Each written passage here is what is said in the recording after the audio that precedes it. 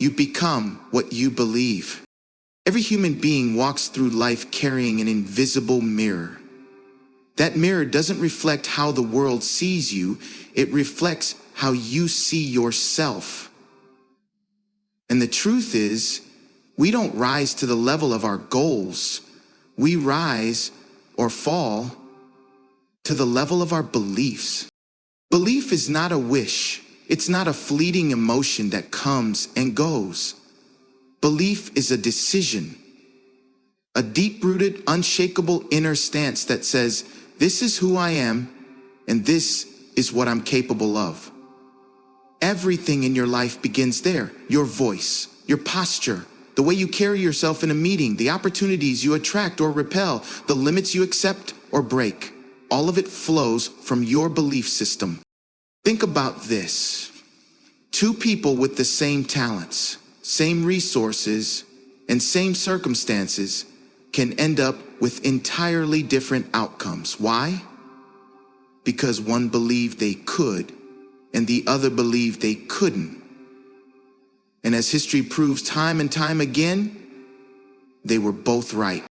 Self-belief is the foundation of every great accomplishment. When you study world leaders, innovators, creators, and champions, you'll find a common thread. Not privilege, not perfection, but belief. The unshakable belief that they belonged in the arena, that they had something worth offering, that they had the power to shape the world, not just survive in it. There's a story of a young man who dreamed of becoming a professional speaker. He had a severe speech impediment. People laughed at him when he said he wanted to speak on stage. But every morning, he stood in front of a mirror and practiced. He visualized himself on stage. He saw the audience applauding, not mocking. He trained his voice daily, spoke at churches, schools, wherever someone would listen. Eventually, that young man, Les Brown, became one of the most celebrated motivational speakers in the world. Why? Because he believed in the vision of himself long before the world ever saw it. Belief is the birthplace of transformation. When you act as if you are the best, something inside you awakens. Your posture changes. Your energy shifts. People begin to treat you differently, not because they know something new about you, but because you do. You become magnetic, not because of some secret trick, but because confidence is contagious. When you believe you belong in a room, people begin to agree with you. Belief turns average effort into elite performance. Consider the story of Roger Bannister. Before 1954, no one had ever run a mile in under 4 minutes. Scientists said it couldn't be done. Doctors warned it was physically impossible. But Bannister didn't believe in limits. He believed in his training, his willpower, his ability. He ran that mile in 3 minutes and 59 seconds. And within a year, dozens of others did too. Not because the human body suddenly evolved, but because one man shattered the mental barrier, and the world followed. That is the power of belief. When you believe in your greatness, you give others permission to believe in theirs. Most people wait for proof before they believe. They wait for the promotion, the applause, the title, the external validation. But belief doesn't wait. It acts first. And that's what separates the great from the good. Belief moves before the evidence appears. It creates momentum out of thin air. Look around you. The most successful people didn't start with everything figured out. They started with a choice. They chose to believe they had something valuable before the world saw it. They walked into rooms they had no right to be in until they proved they belonged. They weren't waiting for someone to crown them best. They crowned themselves. And the world adjusted. When you choose to believe you are the best, not better than others, but the best version of yourself, your entire operating system changes. You stop hesitating. You stop shrinking. You stop apologizing for existing. You start taking action that matches the future you want, not the past you've lived. You must stop asking for permission to be powerful. Belief is not earned, it's claimed. This is why your internal narrative matters more than any external opinion.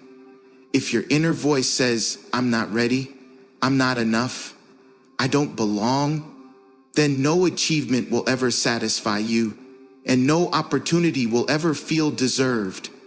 But when your inner voice says, "I am ready, I am capable, I am already enough," you will walk into life like it owes you nothing and still claim everything that belongs to you. You become what you believe, not what you want, not what you wish, what you believe. And belief is a muscle. The more you use it, the stronger it gets. The more you act like the best, the more you believe it. The more you believe it, the more others believe it too. Too often, people hold back their light because they fear it might blind someone else. They confuse humility with invisibility. They mistake confidence for arrogance. But the truth is, showing up as your most powerful self is not pride, it's purpose. Confidence is not the enemy of humility, it is its partner. It is not about thinking you're better than others, it's about knowing that no one is better than you. The fear of being seen as arrogant has kept more people small than failure ever could. Confidence is alignment. It is the mental and emotional state that occurs when your self-picture finally catches up to your potential. It's the moment when you stop shrinking to fit the version of yourself that others are comfortable with and begin rising to the version you were born to be. You don't become confident by accident. You become confident by choosing to see yourself clearly, without the fog of doubt, fear, or past rejection. And when you truly recognize what you're capable of, you can no longer pretend to be powerless. There's a story about a young woman who dreamed of becoming a lawyer. She was the first in her family to go to college. When she entered law school, surrounded by people from wealthy, connected families, she started questioning her worth. She felt out of place, not because she wasn't smart enough, but because she didn't believe she belonged. She almost dropped out, but something changed when one of her professors pulled her aside and said, "You don't owe anyone an apology for being great. Your job isn't to fit in here, it's to stand out." She stopped dimming her light. She raised her hand. She challenged ideas. She walked into courtrooms with confidence. Today, she's a top litigator. Her story is not rare. It's just rarely told. Because society applauds modesty, but rewards certainty. True confidence isn't loud. It doesn't need to dominate or impress. It doesn't need to be validated or agreed with. Confidence simply is. It's quiet, steady, unshakable. It doesn't come from proving others wrong. It comes from proving to yourself that you can rise above your own fear. There's a huge difference between saying, "I'm the best," to look down on others, and saying, "I am the best version of me," because you know what you fought through to get here. Arrogance is loud and insecure. Confidence is calm and earned. One pushes people away, the other draws them in. Think of some of the most iconic people in history. Think of Oprah Winfrey. She didn't start with wealth, fame, or power. She started with belief and the confidence to speak with authority before the world decided she had any. She wasn't arrogant, she was aligned. Aligned with her calling, aligned with her value. aligned with a future she could see even when others couldn't. You must stop apologizing for having standards, for taking up space, for being driven. You're not arrogant for knowing your worth. You're not difficult for wanting more. You're not aggressive for being ambitious. You're aligned. Aligned with your goals. Aligned with your vision. Aligned with the highest version of yourself. There's a quote that says, "Don't let your fear of looking arrogant keep you from looking powerful." That fear has stolen more voices than criticism ever has. People who had ideas, solutions, gifts, they stayed quiet because someone once told them confidence was too much. But here's what's too much: playing small while the world suffers from lack of leadership. What's too much is talent that goes unused, truth that goes unsaid, and dreams that go unrealized. You were never meant to live unnoticed. You were meant to live unmistakably. And to do that, you must believe in your value, not in theory, but in practice. Confidence shows up in the way you speak about your work, in how you walk into a room, in how you hold your ground when you're questioned, in how you look in the mirror and say, "I am built for this." It doesn't mean you don't get scared. It means you do it anyway. That's the difference between arrogance and confidence. Arrogance avoids challenge and seeks praise. Confidence faces challenge and creates results. People are drawn to confidence because it's rare, it's powerful, and it's real. When you operate from your true potential, not your perceived limitations, people can feel it. You don't need to advertise it. They just know. So stop thinking confidence makes you too much. What if it's the very thing the world's been waiting for? Life is a mirror. It doesn't give you what you want. It gives you what you are. It reflects your posture, your tone, your energy, your confidence. Before the world will treat you like you matter, you must show the world how to treat you, by how you treat yourself. People respond to your reflection, not your intention.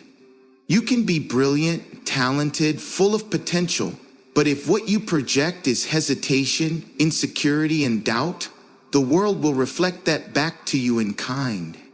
It will doubt you. It will hesitate to trust you. It will overlook you, not because it wants to, but because you told it to. This is why some people with less skill, less education, and fewer qualifications walk into rooms and get opportunities others don't.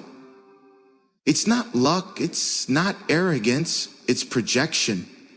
They walk in like they belong. They speak like they have something worth listening to. They dress, move, and act like they expect to win. And the world, ever the mirror, gives them what they ask for. When you project confidence, you invite connection. When you project power, you inspire respect. When you project certainty, you attract trust. This is not theory, it's human psychology.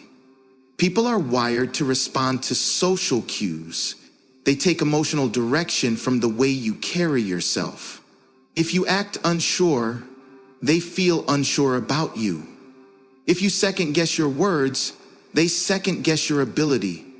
But if you speak with clarity, hold your frame, and project belief in yourself, they begin to believe too, even if they don't understand why.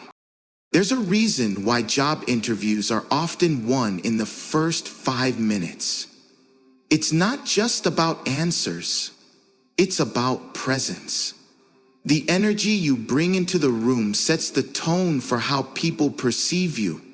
That perception becomes your reputation. And that reputation can open doors or shut them just as fast. A young man once applied for a promotion at his company. He wasn't the most experienced candidate. He didn't have the longest list of achievements. But when he spoke, he looked the decision makers in the eye. His handshake was firm. His answers were confident, not rehearsed. He didn't try to impress. He showed up like someone who had already earned it. They gave him the job, not because he begged for it, because he mirrored the role before it was his. The world believes in people who believe in themselves. It rewards the ones who act as if they've already arrived, who carry themselves in alignment with where they're going, not where they've been. And it punishes hesitation, not because the world is cruel, but because it's reactive. It takes cues from you. Think of how you feel around someone who's calm, composed, and confident. You lean in, you listen closer, you assume they have value. That's the mirror at work. You trust what they project. This principle is just as true in relationships. If you walk around projecting that you're not worthy of love, that you'll be abandoned, that you always attract the wrong people, that energy becomes the filter through which others see you. You teach them how to treat you. But when you project wholeness, strength, and self-respect, you raise your standard, and people either rise to meet it or fall away. Even your physical posture is a projection. Studies from Harvard psychologist Amy Cuddy show that holding a power pose for 2 minutes, standing tall, arms open, chest lifted, can increase confidence hormones and lower stress hormones in the body. Your physiology shapes your psychology. This is why acting like the best is not pretending. It's preparing. It's conditioning the mirror to reflect what you've already decided to become. And it works both ways. If you keep projecting fear, you'll keep attracting resistance. If you project indecision, you'll keep facing rejection. But if you walk, talk, and move like you are already the person you want to be, the mirror begins to change. The world begins to rearrange. Opportunities appear. People listen. Doors open. The transformation doesn't start outside of you. It starts in the energy you carry, the words you use, the eye contact you make, the boundaries you set, the value you expect, the presence you claim. You don't have to beg the world for recognition. You teach the world how to see you by how you see yourself. Look in the mirror. Stand in front of it every morning and decide what the world will see today. Not what it used to see, not what it's told you to be, but what you've decided to reflect. Your projection is your permission slip. And when you carry yourself like the best, the mirror begins to agree. Belief without action is just a wish, and wishes don't build lives. Action does. Confidence, clarity, and certainty are not found. They're built. They don't appear out of nowhere. They're forged in the doing. You don't wait to feel ready. You become ready by moving. You don't sit around hoping to feel like the best. You start behaving like the best, and through that behavior, the evidence stacks up in your favor.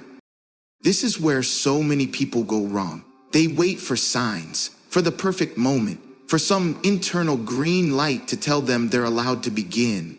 But the truth is, the most powerful people in the world didn't wait for evidence before acting. They acted, and the evidence showed up later.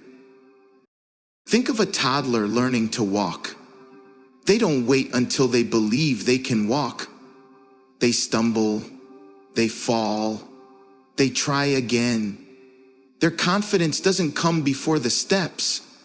It comes because they kept stepping. And with every attempt, their body learned, their brain adapted, their belief grew. Adults forget that truth. They want to feel like an expert before they try. But it's the trying, the fumbling, the figuring it out, the failing forward that builds confidence. Real confidence is not loud bravado. It's not ego. It's quiet evidence. It's the calm that says, I've done this. I've faced this. I've built myself through action.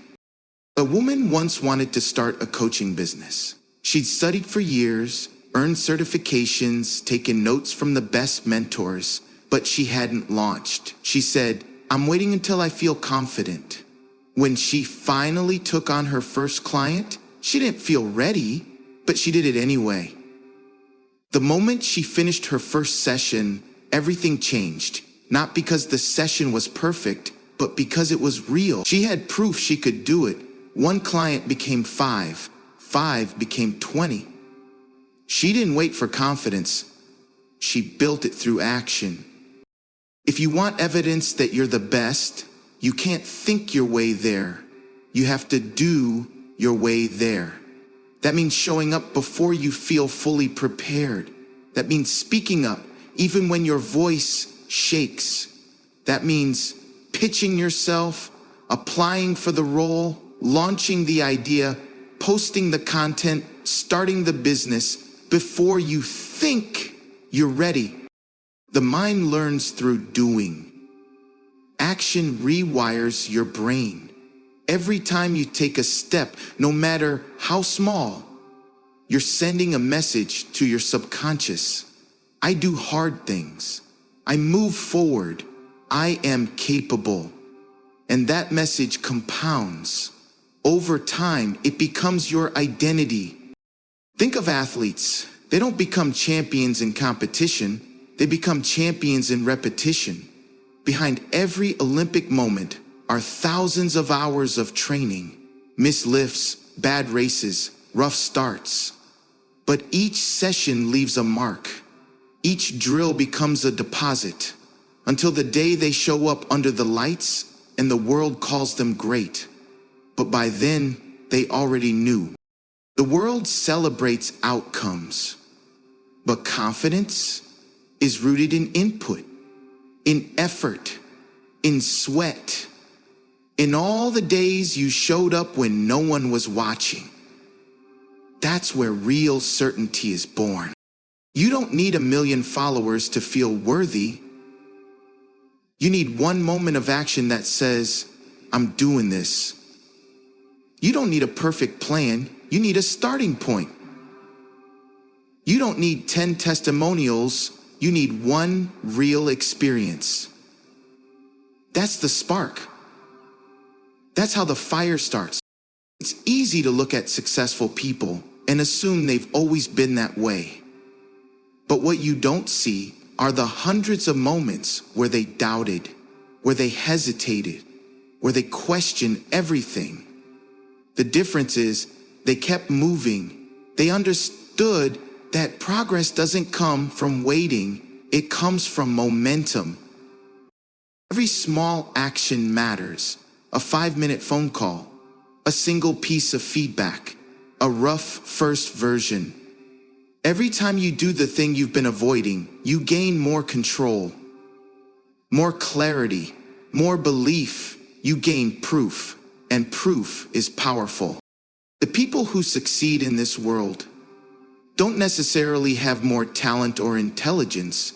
They just have more evidence because they took more action. They weren't smarter, they were braver. Brave enough to begin without all the answers. Your dreams don't need you to be perfect. They need you to be active. Because the truth is, once you act, the fear shrinks. Once you start, the resistance weakens. Once you take the first step, the next one becomes obvious. You don't think your way into being the best. You act like the best, even before you feel like it. And over time, your actions stack up into confidence, clarity, and credibility.